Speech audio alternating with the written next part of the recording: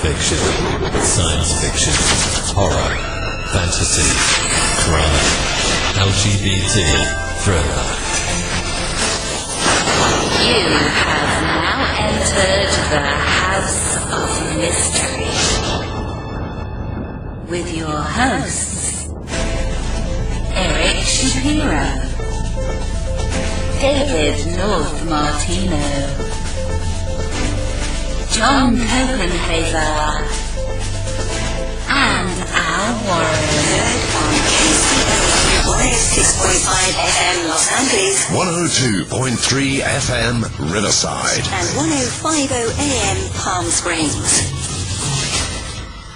Welcome back into the House of Mystery. Of course, I'm Al Warren, Mr. Michael Hawley. It must be Tuesday.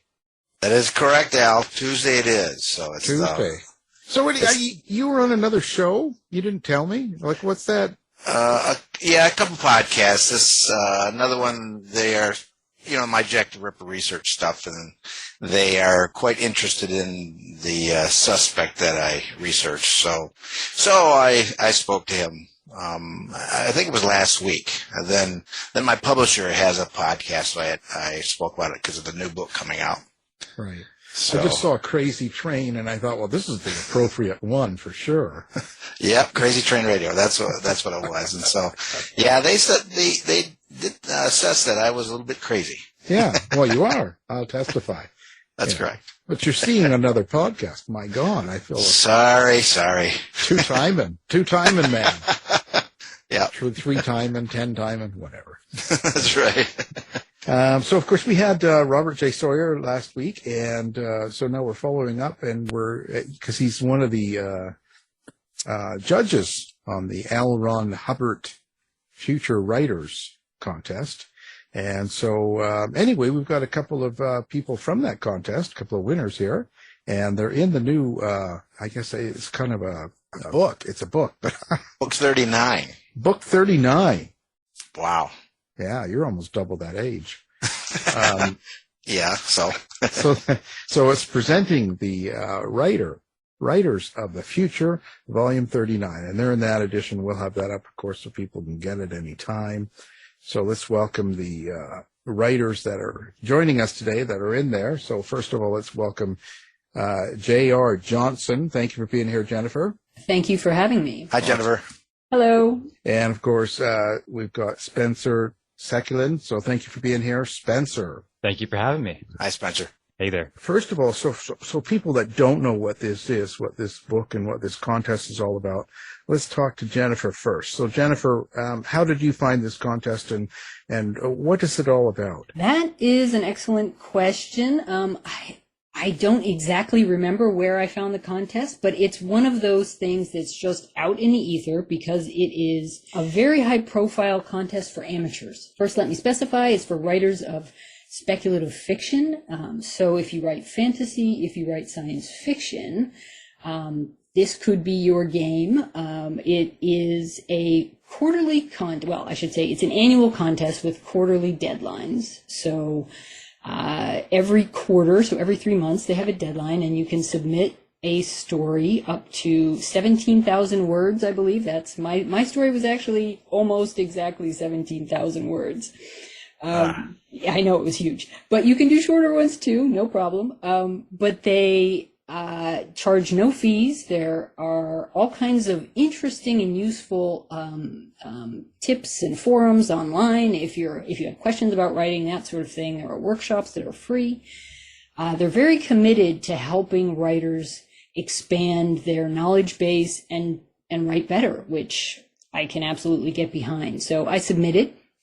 And then every quarter you get winners, and then all the winners for each quarter get flown out to Los Angeles from wherever you are in the world and put through a week-long writers conference. And so Spencer and I that's where we met, out in Los Angeles. And so we were both flown from Ontario out there and had a fantastic week. It was intense, it was educational, and we got to meet some incredible people like Robert J. Sawyer. Spencer, how did you come across this? Well, first I'd like to say, Jennifer, that was a fantastic summary basically of everything about the contest I was going to say.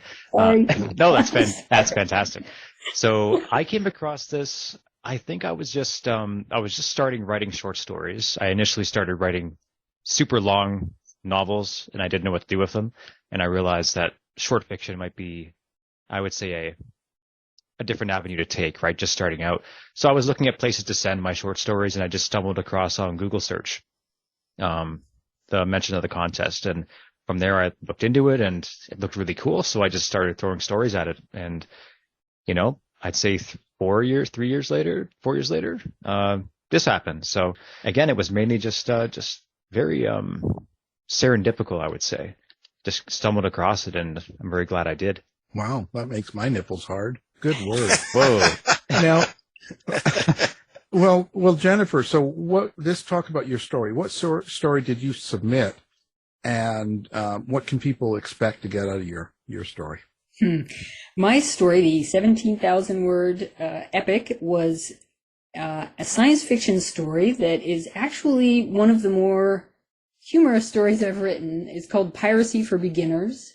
And it was what I think of as sort of a space romp. So there are some serious aspects, right? I mean, obviously pirates are scary, but I had fun. It was one of these stories that I had a great time writing, and I just thought, you know what? This is a crazy length. It's a crazy kind of a story. It's pirates in space. It's all of that. I don't care. I'm sending it. And it won. And so this was my 4th submission to the contest. And some people win their first time, and some people submit for years until they win or get feedback, whatever. But it really just depends on who you are, who the judges are, that sort of thing. But I really enjoyed this story, and I hope that the readers like it too, because it was a lot of fun. Now, Spencer, what about you? What did you submit, and what do people get in your story? So my story I submitted is called The Children of Desolation, and it's more of I would call it a post-apocalyptic science fiction story. Now, in terms of the genre, I can almost blend it with fantasy, because sci-fi and fantasy in some ways can blend together. So I'm still a bit on the fence of which to classify it as. But anyway, this story I would say this story is reflective of a lot of my writing style. It focuses on pretty serious themes and has a more mature subject matter. It revolves around, of course, an individual who's trying to save his wife. This is a post-apocalyptic world based in South Africa, and it does a lot of themes crammed into it, I would say. I had a lot of different plots that I just tried to shoehorn into there.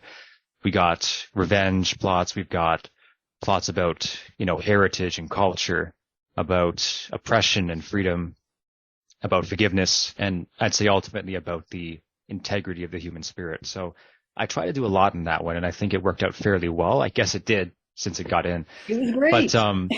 But I had a lot of fun writing it. To be honest, it was one of those stories that I didn't know what to do with, because I wrote it and it was too long for most places to accept it anyway. So I just sat on it for about 1.5 years, put it through another draft, and then sent it to the contest because I thought I had nothing good to send. So I figured, well, I'll just send this because I need to send something this quarter. And it was surprising that it ended up winning. So it's funny how was it about 17,000 words? No, it was about 12,000. It was originally 14. 12,000. It was 14 originally, but I cut off 2. But yeah, I tend to write long things as well, I would say. So is it are you required to send something per quarter? Is that one of the requirements? You don't have to, no. But it's given that it's a free contest and there's no downside to submitting to it, you may as well just send something every quarter if you have something. Even if it's something you've already sent a previous quarter and got rejected, maybe you improve it a bit, you can send it again, right? Lots of people do that with good results too. So it's more like there's nothing to really lose by sending it that quarter, right? So it just more odds in your favor, right? That's kind of how it works out. So then book 39 is like an anthology, and you both of you are in there. Yep. The contest has been going on for 39 years, and so every year they publish the winners. Now, so Spencer, when you say this, you're talking about your story that you've submitted and stuff. When you deal with this kind of subject, are you setting up and creating your world first and the situation and putting the characters into it, or did you create the characters and decide to put them after into this world? Like, where did it start for you? This one started kind of a bunch of unrelated ideas that just kind of snapped together after about a year of them sitting around doing nothing. I would say that for this story, I started off, number one, with a person with a problem, right? So the main character, Tumelo. I always have to feel like there's a compelling problem that the character's facing, right? Something I care about, because why else am I going to bother writing about it? So I first have to be enthralled by it, right? So I'd say I start more of character. But at the same time, the idea of the whole setting and the mechanics of it were also kind of in the back of my mind at the same time as well. So I think it kind of happened almost simultaneously, right? There was a setting that was intriguing to me, and at the same time, a character that I cared about, whose problem I wanted to explore a bit more. But the story title itself was that existed before anything else. I just wrote that down on a Word document, figuring, that sounds cool. Maybe I'll write a story with that title sometime. And that blank Word document sat around for God knows how long. So if anything, the story title happened first, and then the story happened a few years later. And Jennifer, how did it go for you? Was it story, contact, like the characters? Like, what's your process? My process can vary, but in this case, I had something similar to Spencer because I came up with the title, Piracy for Beginners, and I just thought that was fun. But it sat in the back of my mind until I actually, I was reading the news, and there was a story about pirates in the Red Sea. And so I was thinking about pirates now, pirates in the past, and thinking, questioning what would pirates of the future look like? Because I do not doubt that no matter what happens in the future, human nature will remain the same. Economics will likely remain fairly similar, and we will have pirates because those two things come together in certain ways in certain places. And so I thought, all right, no matter where we are, there will be pirates. What would that look like, right? Pirates in space, who would have to deal with them? How would you cope with that sort of a thing? And then the character popped into mind.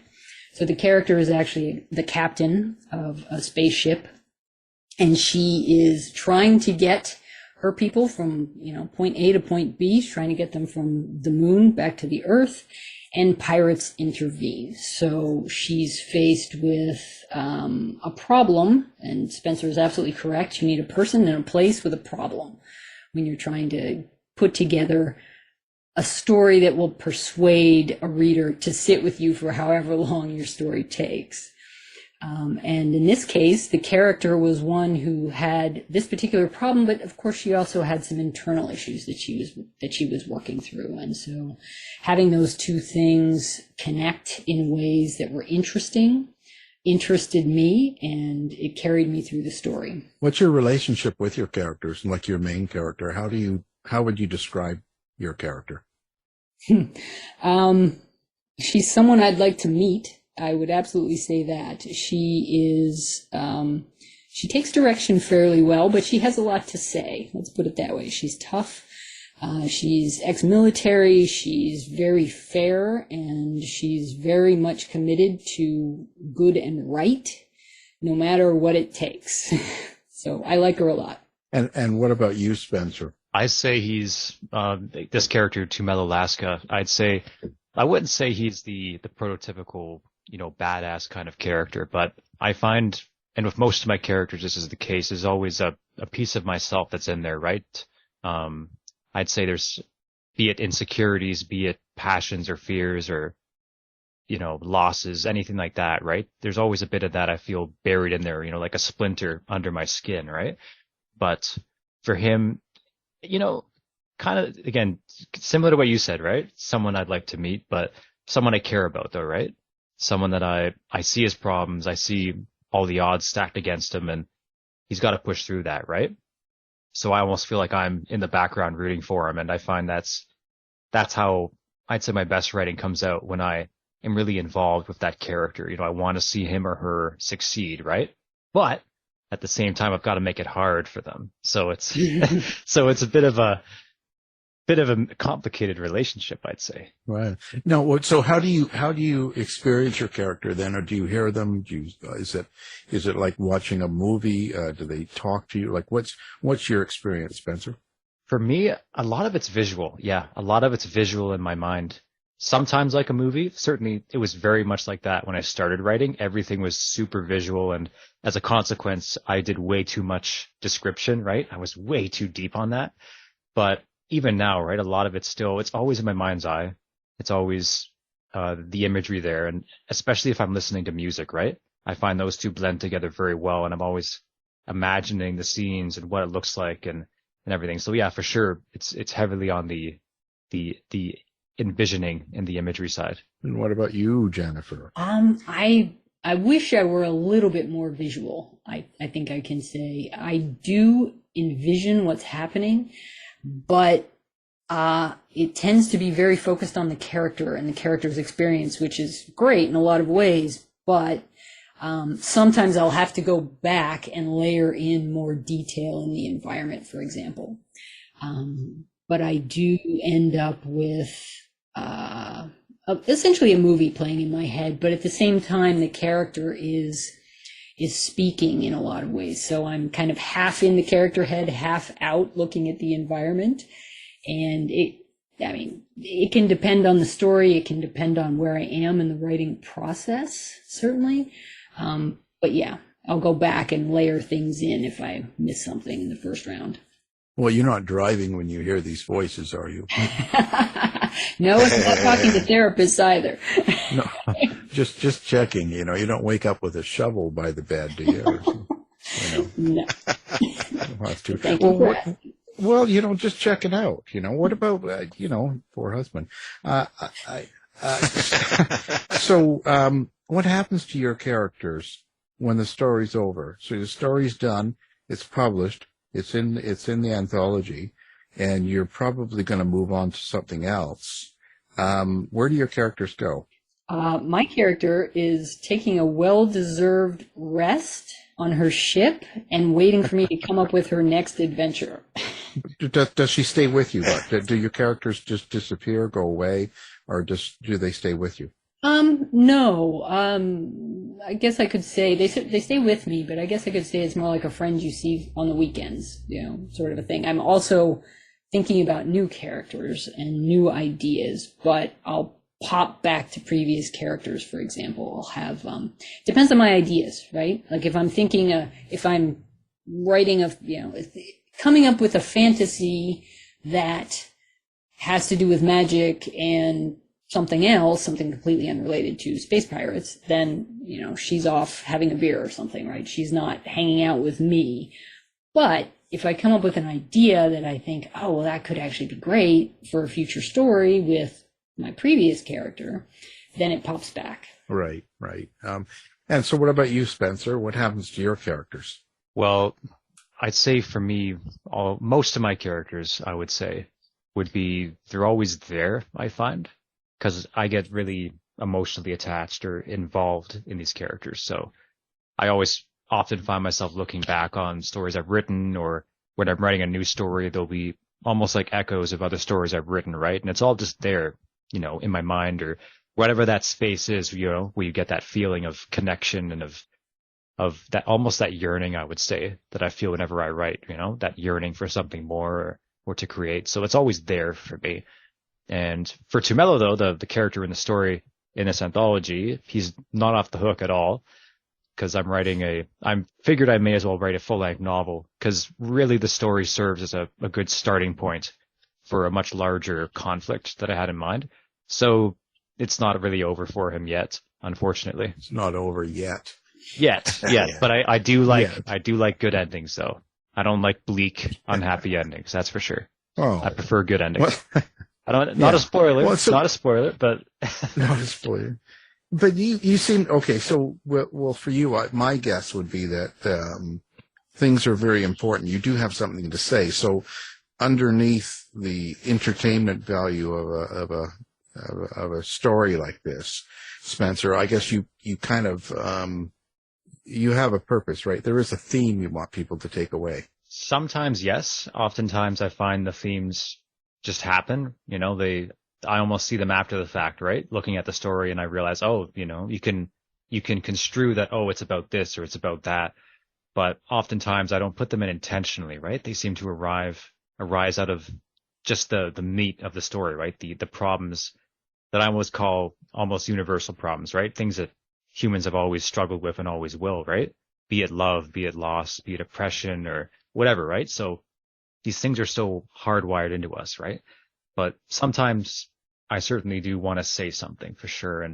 But the bottom line for me, like my motive for writing stories is, one, because it's fun, but two, because for me, reading stories growing up, that's something that really made a difference for me, right? From a psychological standpoint, from a survival standpoint almost, right? Like books really saved my ass. I really want to pay that forward too, right? By ideally maybe touching someone else out there or inspiring someone else to read, to write, that kind of thing, right? Because it's been a very meaningful part of my life. So these things could become a screenplay then? Never thought of it like that. Maybe. Well, there you go. That's your next step, though. Yeah. And so what about you, Jennifer? I agree absolutely with everything that Spencer just said, because, it's funny. I talk about this story as a humorous take, and in some ways it is, but it's still serious. A lot of my work does have very serious emotional underpinnings, and I think that's absolutely for the same reason that Spencer points out, is that typically writers don't get into this unless they started as readers, and reading was very important to them in some emotional way, in some developmental way. And for me, that's what it was, right? Well, partly because I grew up without a television. Thanks, Dad. But my parents were very anti-TV when I was growing up, so it was books or nothing. However, books filled a huge role for me in a lot of ways that made them very important, and they still are very important. And so writing was a logical step after that. But the mission, in a sense, if you want to think of it that way, is partly entertainment, but it's also partly because, as Spencer says, you can really touch people in positive ways, help them think about problems, help them see solutions, even if the solution is just to know, it doesn't have to be something immediately applicable to the person's life, but just saying, oh, you're reading a story, here's a person that has a really scary problem, and they figured a way out of it. That message, at the most fundamental level, can be critical for children, for readers, for anyone who is up against it, shall we say. So anti-TV, that means screenplays are out of the question. Yeah. No. I grew up, I have my own place, and I do have a television. They didn't bring you up right, obviously. I'm telling Dad. Yeah. Yes, well, my dad has a TV too at this point, so yes. Well, so at the end of the day here, let's start with Jennifer on this one. Mm-hmm. Going through the process of writing a story, a book, and even going through this process where you submit it to the contest, you're in there now, you're in the anthology winning and all that. How has this changed you as a writer or even as a person? Well, my flippant answer is, well, I haven't been writing as much because I haven't had as much time. There's that. But I haven't been writing as much, and I haven't had as much time for a positive reason, which is that going through the contest process was very educational in a lot of ways. Like I said earlier, we were flown out there, and it was a week-long event where we are put into a room with a lot of big name writers, people who are experienced. Let me clarify, there is another part to this contest, which is the illustrators portion. So if you're not a writer, but you're an illustrator for things like fantasy and science fiction, there is a place for you here too. And so we were in one room, the writers, the illustrators were in another room, but we were both having a great experience talking to people who have been in the field for decades, like not just years, right? Decades. They've built careers, they've gone through problems, they've had all of those issues and experiences that people like Spencer and I would be interested in having. And so going through that was great. In many ways, it was exhausting, but very, again, educational. And coming out of it is thinking, okay, well, what exactly do I want as a writer? What part of this appeals to me? How do I want to shape a career as a writer, for example? And so it's led me to ask a lot of questions that I hadn't asked before, because before it was just like, who might, what outlet might take a 17,000 word story, right? There are very few. And so I was stuck at that point. But now I've made the jump in a way that it's certainly possible on your own, but doing it through the contest gives you a real leg up. A jump to make let's say, full-length novels? Well, sure. I mean, you can write a novel anytime you want. You certainly don't need to wait for something like this contest, but understanding both the process of writing in more depth, but also the business of writing.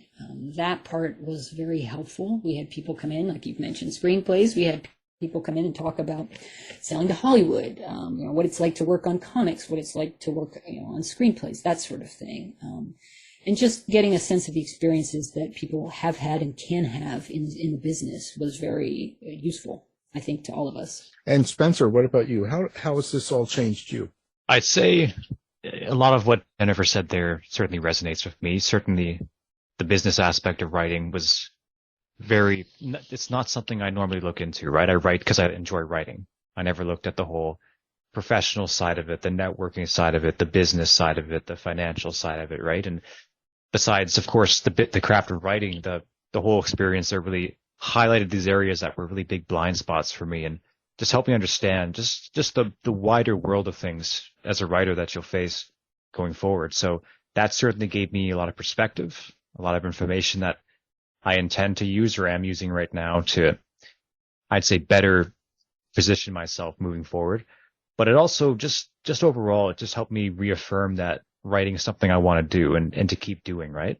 I don't want to say that I'm, a slave to validation, but at the same time, being able to win a contest like this and to have that kind of experience and overall just to affirm that maybe, okay, I can write well enough to be worth people's time. That was a very important experience for me. So I'd say that helped me become a bit more confident as a writer, while at the same time giving me some more skills and experiences that I can use. But conversely, I would say there is some pressure as well, because it's like, okay, I can write. Now I've got to live up to that, right? So there is some pressure too, but I'd say it's overall been a positive thing and just making me more confident and opening my eyes to a lot of things that I was really not really aware of in the past. Right. And that it's just all part of it, So what's next for Spencer? As I was saying, I'm currently working on a novel based on the short story and the anthology there, and that's something I want to certainly, for my next long project, that's what I'm working on right now, is to finish the first draft for that, and then a second draft, and of course to go forward from there, right? But I'm always working on short stories, novellas, that kind of stuff. So the grind keeps going, right? I'm always sending short stories out to magazines, getting rejections. I'm stacking up rejections like dollar bills right now. It's just, and that's the name of the game, I guess, right? I really haven't sold anything in a while. It's just been a fun slog, but that's just how it is, right?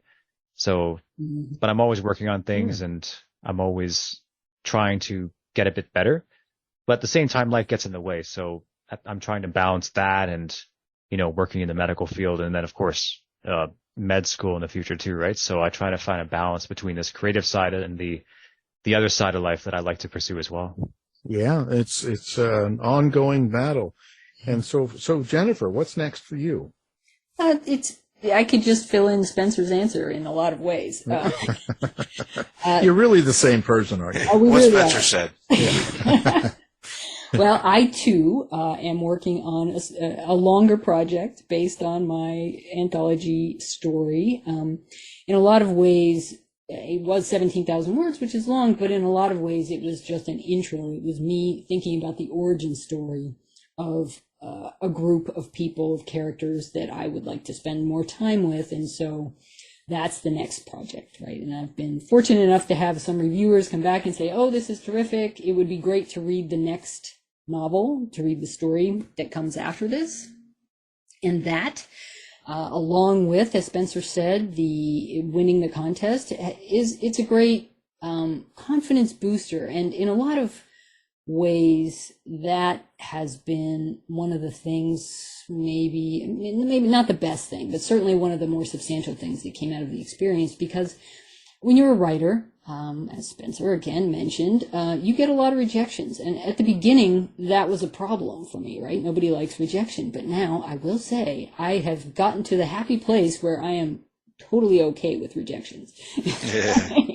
It's a problem. Yeah, it happens all the time. And it's a good thing because it shows you, it keeps you moving. It keeps you pushing forward. And it also gives you some feedback, not much. Part of the great thing about the contest is you actually do get some concrete feedback from people who know what they're talking about.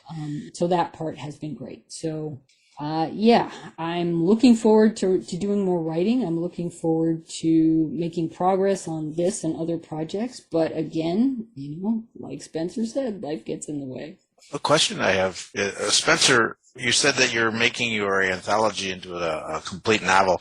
Is it going to be part of your novel, or you're just expanding that the short story into a full novel? Good question. I would say I'm going more expanding it into a full novel, because when I first wrote it, I end off and it feels like a closed loop ending, but you can tell it can keep going on. And everyone I sent it to a bunch of people, my beta readers, my test readers, right?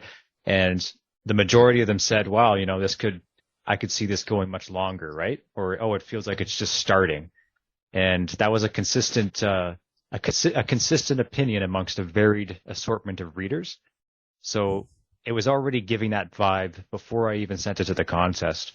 And now that it's done, and now that I've had a lot of time to think about it, I've, again, expanded the world, and it feels like a good place for it to, I'd say, naturally progress out of.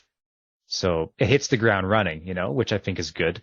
But I find that it's a good point to start a snowball, as it were, right? Because the story itself solves some problems, but it also sets up a bunch more, and things can get a lot worse before they get better. And Jennifer, you too? The same? Similar. In some ways, I would say I'm probably not as far along as Spencer has in that case, but yeah. And so it really is a way to open up the world. And my original concept for the story that was published in the anthology, the short story, was as an intro novella, essentially, to lead into a larger novel. So it'll be interesting to see how it works out. It could go either way, but I still like the idea of something that is, in a sense, a teaser for this larger world, for a novel, for a trilogy, whatever it happens to be, and a way to introduce people to the characters and to the ideas and draw them in without them having to commit to a full novel, for example. Well, Jennifer, where do your inspirations come from? And I don't mean necessarily other writers,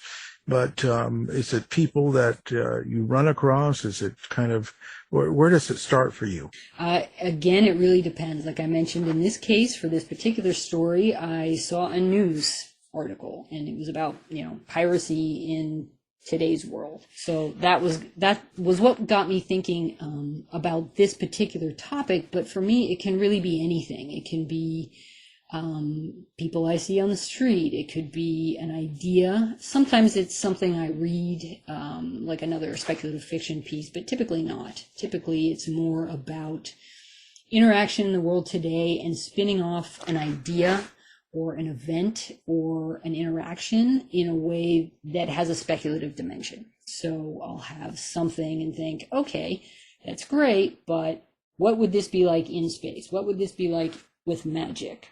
How would this particular kind of a person navigate a world that looked a lot different than the one that we have today? Or how would the economic structures that we're facing today translate into a place that deals with, say, magic instead of money, that sort of a thing. And what about you, Spencer? Where are your inspirations coming from? I'd say it's never a consistent source. A lot of things, as I said before, with how the story started, a lot of things are very unrelated ideas that just come together when I'm in that, I would say, that creative flow state, as it were. Most of my stories, I draw a lot of influence from music. I listen to it all the time when I'm writing. I always get into that state, and that's when just random ideas come up and just come together, right? But I draw things from, as Jar was saying, from all sorts of different places, right? I watch lots of, there's TV shows, there's movies, video games I don't play too much anymore, but, when I do, it's always one of a very deep story. I try to get story intensive ones, right?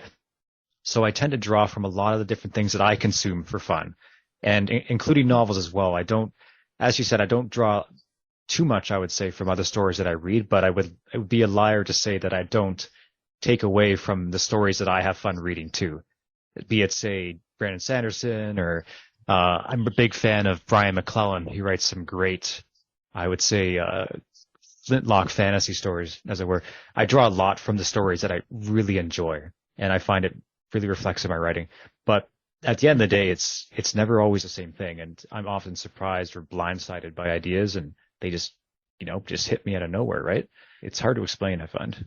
Okay, let's talk about social media and contact. So where do people find Jennifer? My primary home on the web is jrjohnson.me. So I do have some social footprints, but I don't spend a lot of time there. My big thing has been on the website. I have a blog, and I have been posting every day since the beginning of 2021, because there's only so much pandemic a girl can take.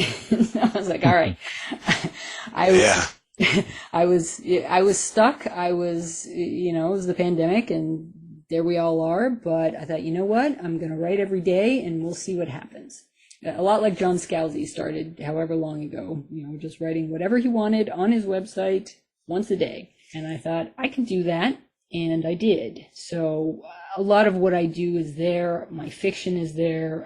Links to my fiction anyway. There is a lot of it available online. If people just want to go and check it out, I'm there. And you can also find me on places like Twitter, but you're better off going to my website. And Spencer, where do people find you? I would say my website is a good place to start, spencersekulin.net. And from there, everything's on my website, be it I write articles on the side sometimes, my writing's on there, a bunch of other random stuff, and of course links to all my stories. But I'm also on Twitter, Facebook, Goodreads, and I do have Instagram, though I don't use it that much, to be honest. So again, my website is a good place to start, and it's got pretty much links to everything else as well. Okay, we'll have all that up on our website as well. And you guys aren't on TikTok dancing and all that stuff yet? Don't get me started on those TikTok dancing videos. I work in healthcare, and oh my goodness, all those dancing videos during the pandemic we have jobs to do. Yeah. Well, it's entertaining. It is. I think I'll leave that to Robert J. Sawyer. He's apparently killing it on TikTok. Is he? Oh, sweet. He's that's right. He's killing a lot of things on there. That's a he can talk story. too. That Robert can talk. He can. He can. I had breakfast with him, and I was stuck at the airport with him for quite a while, which was a good thing. No negative connotation. He's an awesome guy. No, yeah. But I bet he spoke mostly. Oh yes, no. I was there. I was there to listen.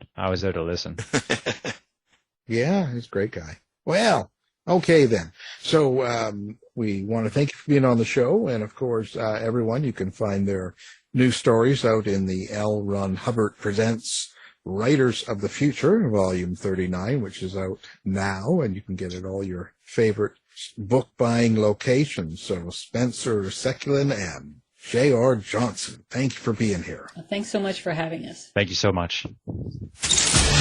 You've been listening to the House of Mystery radio show. To find out more about our guests, hosts, or shows, go to www.houseofmystery.com. thehouseofmystery.com. Show's over for now. Was it as good for you as it was for me? Yeah. Good night. This has been a production of Something Weird Media. I'll be back.